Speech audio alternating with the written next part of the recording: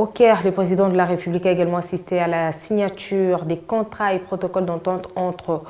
d'une part, les sociétés égyptiennes et de l'autre, le Fonds de promotion de l'industrie et certains ministères. Ces contrats, dont le coût est évalué à 410 millions de dollars américains, concernent la construction de la centrale photovoltaïque d'une capacité de 101 MW à Chipuka, l'aménagement de la route péage entre Bujima et Kananga, longue de 185 km, la construction d'un port à Ndomba et l'implantation d'une usine de traitement d'eau sur la rivière Lubi dans le Sankoro, des chantiers qui seront lancés incessamment.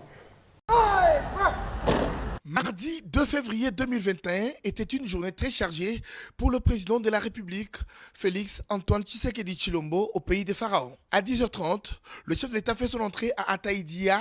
résidence officielle du président égyptien Abdel Fattah al-Sisi. La Légion d'honneur égyptienne affirme saluer le passage du 5e président congolais, ce qui a marqué les temps forts de la journée.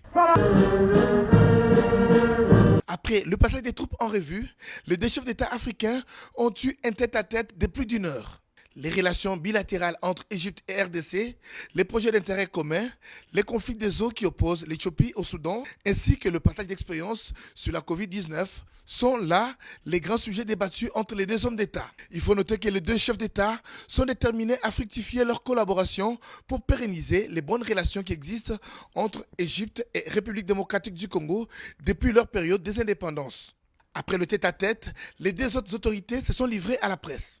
C'est pour moi et pour ma délégation une grande joie de me retrouver ici et surtout d'être reçu en frère par le président Sisi qui, d'entrée de jeu, a rappelé les excellentes relations qu'il y a entre nos deux pays depuis très longtemps, depuis les années des indépendances en Afrique. Et il a insisté sur le fait que nous sommes le prolongement de ces excellentes relations et a promis son implication personnelle pour que mon pays, la République démocratique du Congo, retrouve la stabilité et la paix. Je me réjouis de cela parce que c'est l'une de mes priorités, celle de ramener la paix et la sécurité dans tout le pays et surtout dans les zones actuellement de turbulence à l'est et au nord-est de notre pays. Je suis à la tête aujourd'hui d'une forte délégation qui est venue renforcer le partenariat entre nos deux pays en obtenant des investissements d'une hauteur de 400 millions pour la République démocratique du Congo dans des projets qui vont permettre à mon pays de sortir de son enclavement en interne et de créer une intégration économique nationale qui permettrait de lutter à la fois contre la pauvreté, mais aussi contre ce retard